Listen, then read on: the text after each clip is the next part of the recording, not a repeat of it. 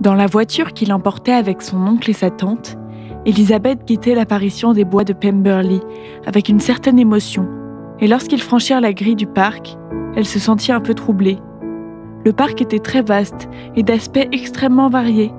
Le château, grande et belle construction en pierre, se dressait avantagement sur une petite éminence, derrière laquelle s'étendait une chaîne de hautes collines boisées. Devant le château coulait une rivière assez importante, que d'habiles travaux avaient encore élargie. Elizabeth était émerveillée. Jamais encore, elle n'avait vu un domaine dont le pittoresque naturel eût été aussi bien respecté. Son oncle ayant demandé si l'on pouvait visiter le château, on les fit entrer dans le hall, et Elizabeth put à loisir s'étonner de se voir en cet endroit, et s'imaginer être la châtelaine. Dans chaque salle où l'on passait, le point de vue changeait, et de chaque fenêtre il y avait de nouvelles beautés à voir. Il tardait à Elizabeth de demander à la femme de charge, qui leur faisait la visite, si son maître était réellement absent, mais elle ne pouvait se résoudre à le faire.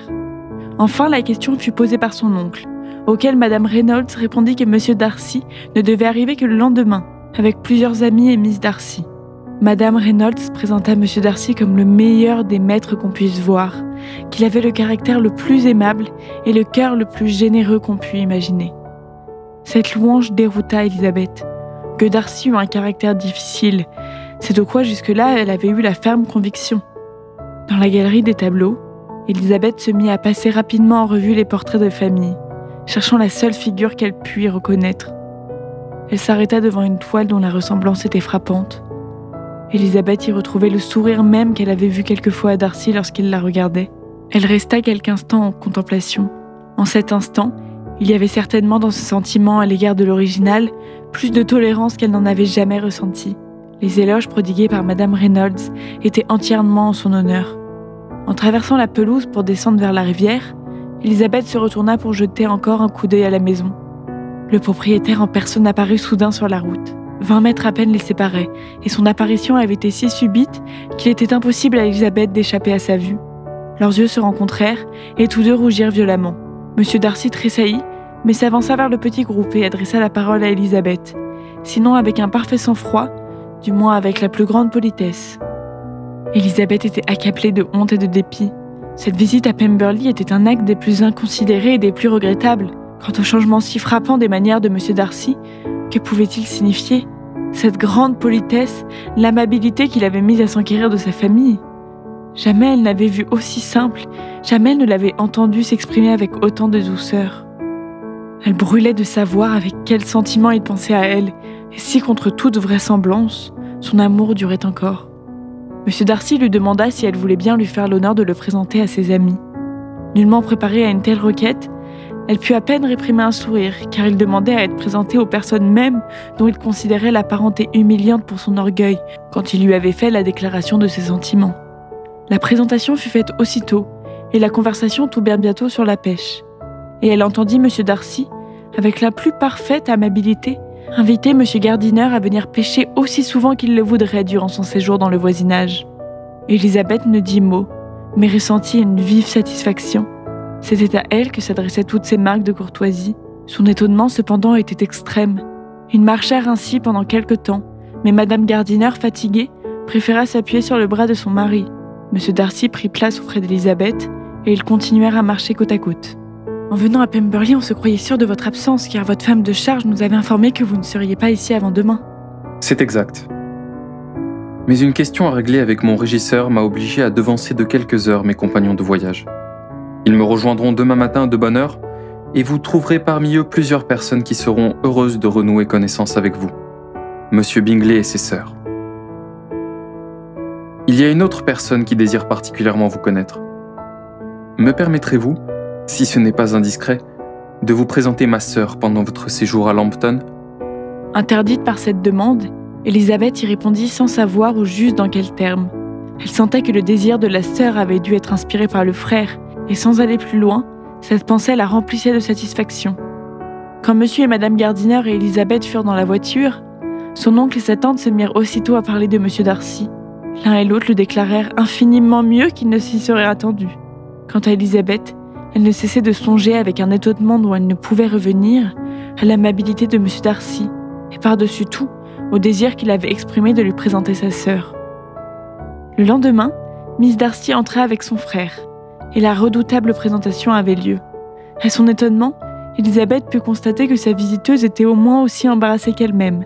Depuis son arrivée à Lambton, elle avait entendu dire que Miss Darcy était extrêmement hautaine. Un coup d'œil lui suffit pour voir qu'elle était surtout prodigieusement timide. Au bout de peu d'instants, on entendit dans l'escalier le pas alerte de M. Bingley, qui fit aussitôt son entrée dans la pièce. Il s'enquit de sa famille avec empressement, bien que sans nommer personne. Et il montra l'aisance aimable qui lui était habituelle. Les soupçons de M. et Mme Gardiner, qui leur étaient nouvellement venus, les portaient à observer surtout M. Darcy et leur nièce, avec une curiosité aussi vive que discrète.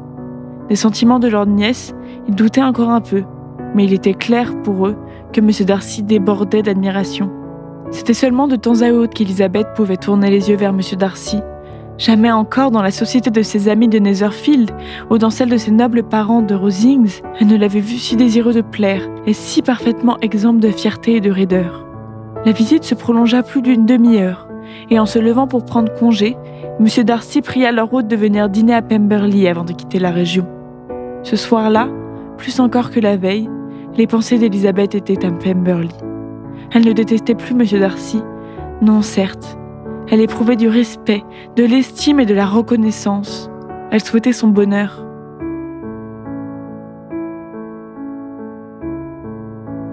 Le matin du 3e jour, Elizabeth reçut 2 lettres à la fois de Jane. L'une des 2 lettres, dont l'adresse était fort mal écrite, avait pris une mauvaise direction. Son oncle et sa tante, qui s'apprêtaient à l'emmener faire une promenade, sortirent seuls pour lui permettre de prendre tranquillement connaissance de son courrier. Elizabeth ouvrit un premier la lettre égarée qui datait déjà de 5 jours. « Très chère Lizzie, une chose s'est produite des plus inattendues et des plus graves. Mais je crains de trop t'inquiéter. Sois sûre que nous sommes tous en bonne santé. Ce que j'ai à vous dire concerne la pauvre Lydia. Un express est arrivé hier soir à minuit, envoyé par le colonel Foster pour nous informer qu'elle était partie pour l'Écosse avec un de ses officiers. Pour ne rien te cacher, avec Wickham. Imagine notre surprise. Je ne suis on ne peut plus bouleversée. Oh, quel mariage imprudent pour l'un comme pour l'autre. Ils sont partis samedi soir vers minuit, pense-t-on. Mais on a remarqué leur absence qu'hier matin à 8 heures. L'express nous a été envoyé immédiatement. Oh ma chère Lizzie, ils ont dû passer à 10 miles seulement de Longbourn. Le colonel nous a fait prévoir qu'il arriverait lui-même sous peu. Lydia avait laissé un mot à sa femme pour lui annoncer sa détermination. Oh, il me faut conclure car je ne puis m'éloigner longtemps de ma pauvre mère. Je sais à peine moi-même ce que j'écris. Sans s'arrêter une seconde pour réfléchir, et se rendant à peine compte de ce qu'elle éprouvait, Elizabeth saisit la seconde lettre. Elle contenait ce qui suit. À l'heure qu'il est, ma très chère sœur, tu auras reçu ma lettre, écrite dans la précipitation. Ma chère Lizzie, j'ai de mauvaises nouvelles à vous apprendre.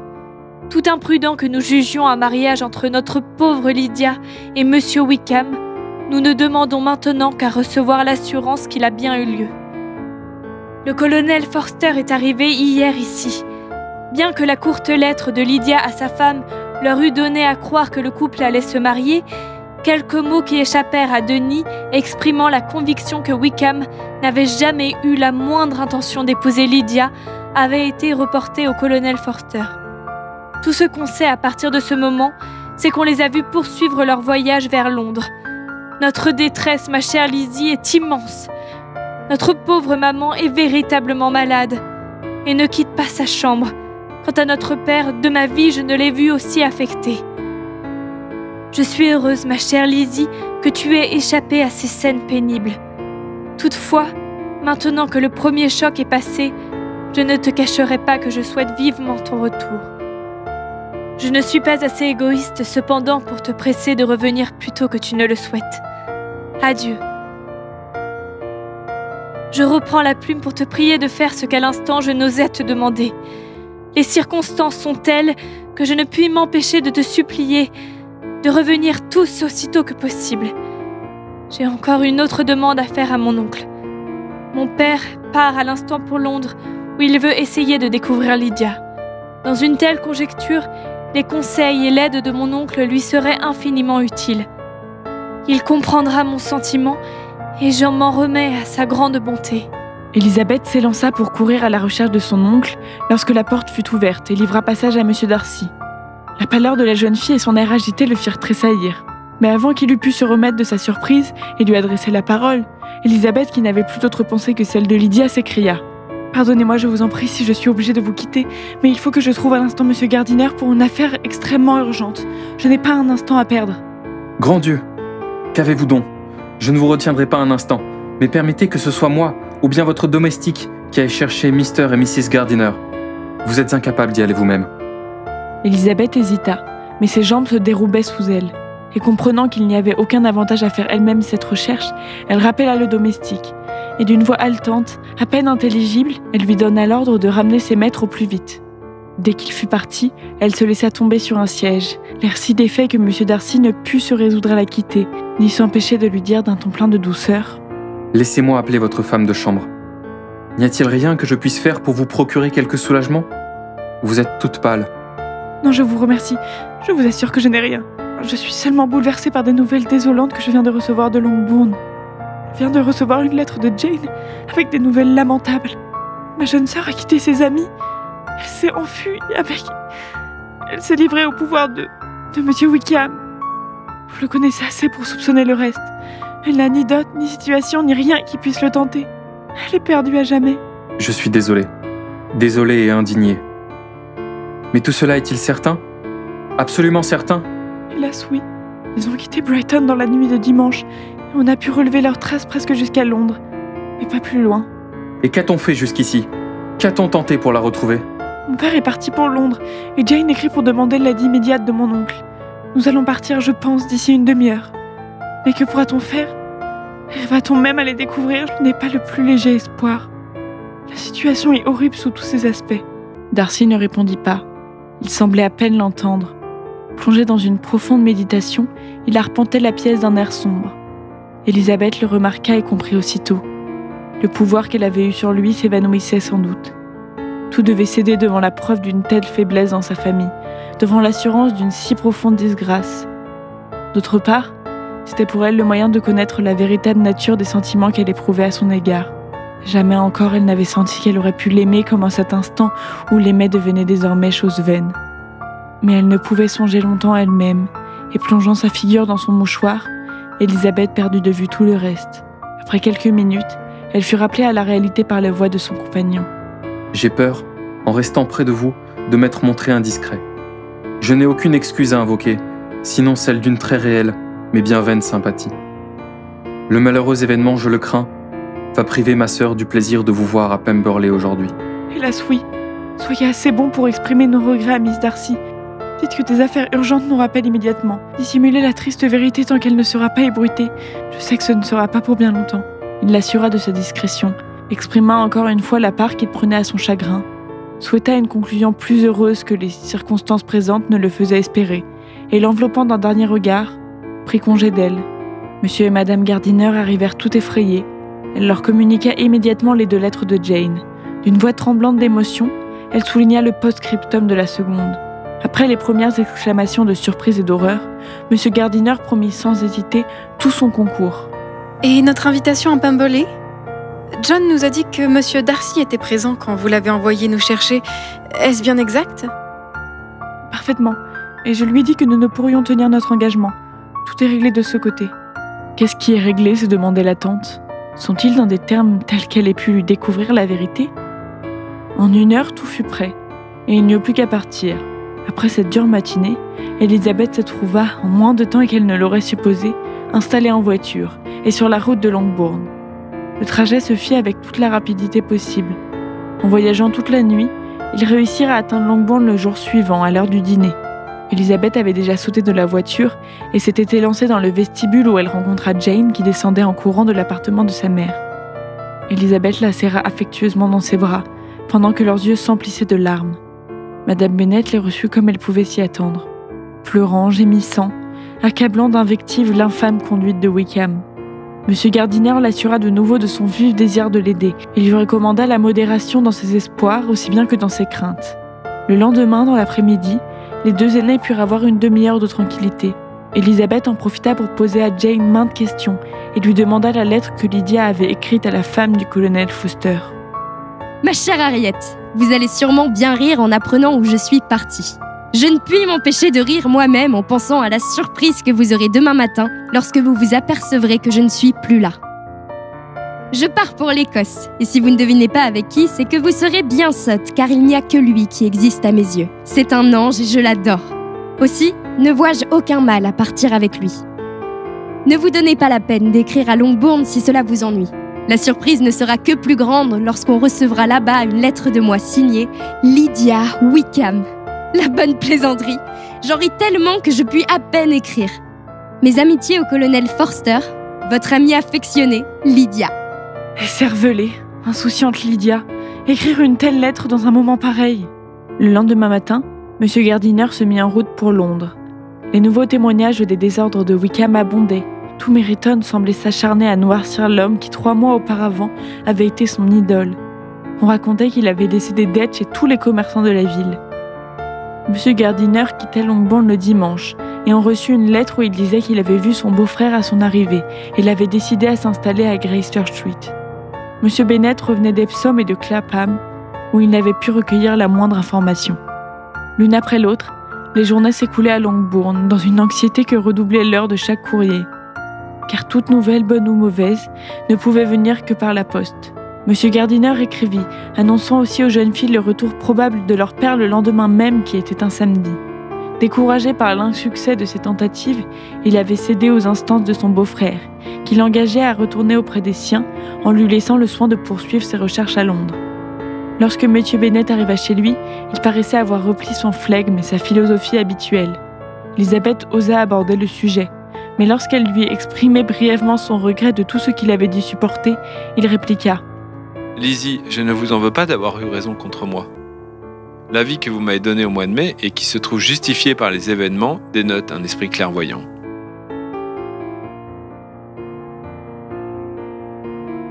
2 jours après le retour de M. Bennet, Jane et Elisabeth se promenaient ensemble dans le bosquet derrière la maison, lorsqu'elles virent venir la femme de charge qui leur annonçait qu'un express envoyé par M. Gardiner était arrivé depuis une demi-heure pour M. Bennet. Les jeunes filles couraient pour rejoindre leur père qui, d'un pas délibéré, se dirigeait vers un petit bois qui bordait la prairie. « Oh papa, quelle nouvelle!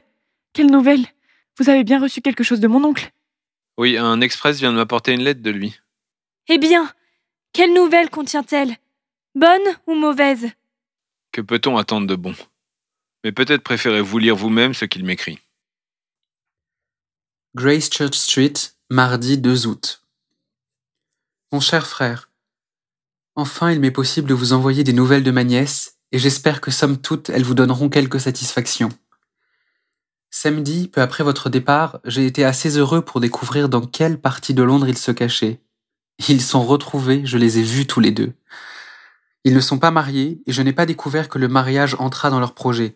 Mais si vous êtes prête à remplir les engagements que je me suis risqué à prendre pour vous, je crois qu'il ne tardera pas à avoir lieu. Tout ce qu'on vous demande est d'assurer par contrat à votre fille sa part des 5 000 livres qui doivent revenir à vos enfants après vous, et promettre en outre de lui servir annuellement une rente de 100 livres votre vie durant. Étant donné les circonstances, j'ai cru pouvoir souscrire sans hésiter à ces conditions dans la mesure où je pouvais m'engager pour vous. Je vous envoie cette lettre par express afin que votre réponse m'arrive sans aucun retard. Vous comprenez facilement par ces détails que la situation pécuniaire de Wickham n'est pas aussi mauvaise qu'on le croit généralement. Le public a été trompé sur ce point et je suis heureux de dire que les dettes une fois réglées, il restera un petit capital qui sera porté au nom de ma nièce. Si, comme je le suppose, vous m'envoyez plein pouvoir pour agir en votre nom, je donnerai mes instructions. Je ne vois pas la moindre utilité à ce que vous reveniez à Londres. Aussi, demeurez donc tranquillement à Longbourn et reposez-vous sur moi. Envoyez votre réponse aussitôt que possible en ayant soin de m'écrire en termes très explicites. Nous avons jugé préférable que notre nièce résidât chez nous jusqu'à son mariage et je pense que vous serez de cet avis. Elle nous arrive aujourd'hui. Bien à vous, Edward Gardiner. Est-ce possible? Va-t-il vraiment l'épouser? Wickham n'est donc pas aussi indigne que nous l'avions pensé. Mon cher père, je m'en réjouis pour vous. Avez-vous répondu à cette lettre? Non, mais il faut que je le fasse sans tarder. Puis-je vous poser une question? Ces conditions, il n'y a sans doute qu'à s'y soumettre. S'y soumettre? Je suis seulement honteux qu'il demande si peu. Mais il y a 2 choses que je désire vivement savoir. D'abord, quelle somme votre oncle a dû débourser pour obtenir ce résultat? Ensuite, comment je pourrais jamais m'acquitter envers lui? Quelle somme? Mon oncle? Que voulez-vous dire? Je veux dire que pas un homme de sens n'épouserait Lydia pour un appât aussi mince que 100 livres par an pendant ma vie et 50 après ma mort. C'est très juste. Cette idée ne m'était pas venue encore. C'est d'être payé et en outre un petit capital. Sûrement c'est mon oncle qui a tout fait. Quelle bonté, quelle générosité. J'ai peur qu'il n'ait fait là un lourd sacrifice. Ce n'est pas avec une petite somme qu'il aurait pu obtenir ce résultat. Non, Wickham est fou s'il prend Lydia à moins de 10 000 livres sterling. 10 000 livres? Juste ciel! Comment pourrait-on rembourser seulement la moitié d'une pareille somme? Monsieur Bennet ne répondit point et se rendit dans la bibliothèque pour écrire, tandis qu'il vint alors à l'esprit des jeunes filles que leur mère, selon toute vraisemblance, ignorait encore les nouvelles reçues. Les 2 sœurs montèrent chez Madame Bennet.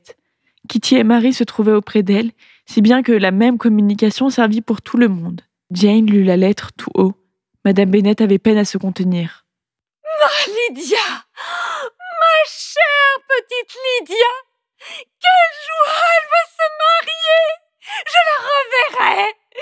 Elle va se marier à 16 ans! Oh, mon bon frère! Je savais bien qu'il arrangerait tout! Comme il me tarde de la revoir et de revoir aussi ce cher Wickham! Sonnez, Kitty! Je m'habille à l'instant! Lydia, ma chère Lydia! Comme nous serons contentes de nous retrouver! Vraiment, je suis trop heureuse! J'aurai bientôt une fille mariée! Madame Wickham! Comme cela sonne bien! Elle n'a ses 16 ans que depuis le mois de juin! Dès que je serai prête, j'irai à Merrington pour annoncer la bonne nouvelle à ma sœur Phillips. En revenant, je pourrai m'arrêter chez Lady Lucas et chez Madame Long. Kitty, descendez vite! Je commande la voiture.